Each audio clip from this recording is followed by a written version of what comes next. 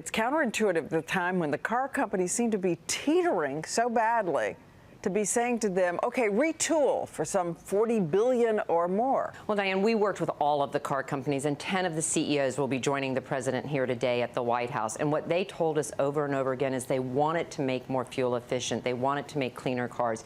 And what they needed was the government to give them the predictability and certainty so that they could make the investments towards cleaner cars. And that's what the president announces today.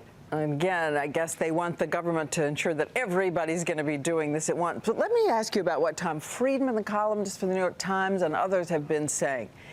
If you really want to change the fuel patterns in this country, and if you want to reduce dependence on foreign oil, not by 2015 or 2016, but right now, there is one way to do it. It's the way Europe has been doing, and that is a gasoline tax.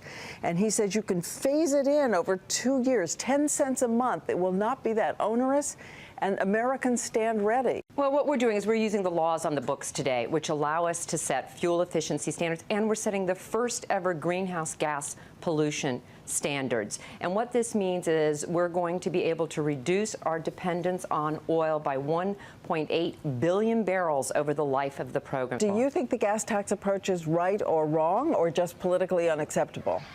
I think what we're doing today is right. I think putting these standards, proposing these standards, moving forward, working with car companies, working in partnership is what we need to be doing. So no gas tax ever, as far as you're concerned? We're doing what we think is right today, which is setting fuel efficiency greenhouse gas standards. I have a feeling we're at a standoff on this question here. It's that politically explosive.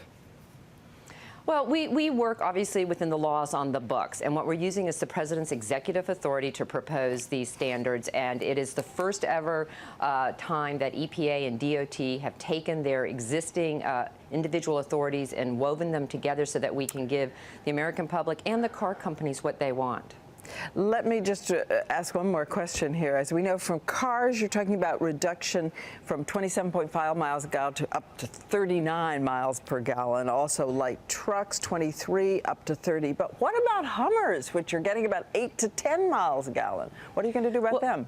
Well, all cars and light-duty trucks are included, so Hummers would be included. And in every single category, they have to improve their fuel efficiency. This isn't simply about looking across the fleet, and so therefore, if you make a big car, you got to make a lot more smaller cars. This is about every single category of vehicles becoming more fuel efficient and reducing their greenhouse gas pollution. I'm asking one more time here.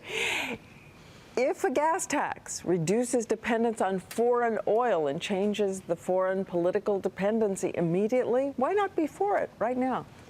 Well, what the president is announcing today, these proposed national standards will achieve the greatest reduction in oil use that we've seen in a very, very long time. 1.8 billion barrels of oil will be reduced over the life of the program.